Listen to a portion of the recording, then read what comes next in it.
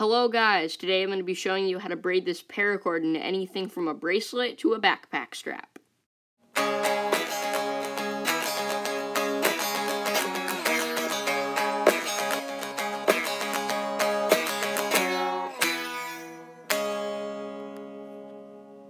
Alright, whenever you're going to be braiding anything out of paracord, you need to start out with the base. For my wrist, I used one about 8 inches long, but you can do whatever works for you.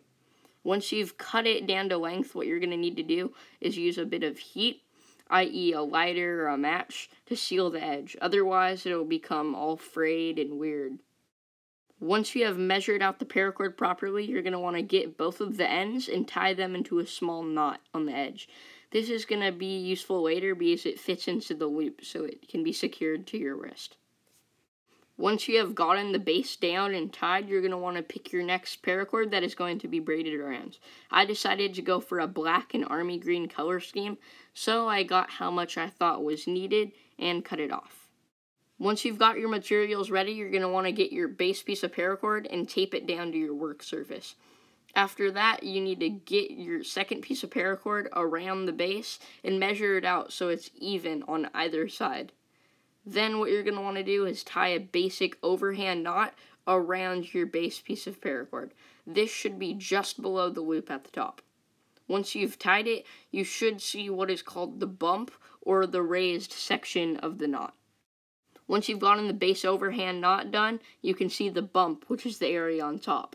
Now you're going to take the string from that side of the bump and fold it over so it makes a C. Then get the other strands, put it over the C part of the strand, but then under the black, and then through the loop on the other side.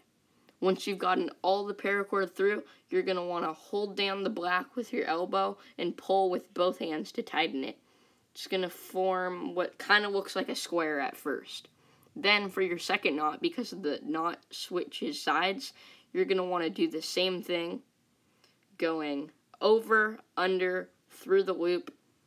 Hold the black down with your elbow, and then you're going to want to pull it through. You should start to see the pattern right about now.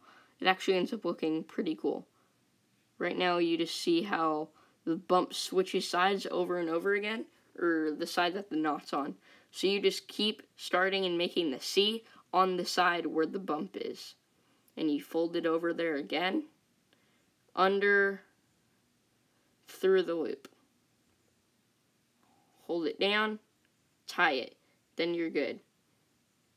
Then you need to make sure that after every few knots, you tighten everything together, otherwise you'll have weird gaps. And then again, C, over, under, through the loop. You keep going like this.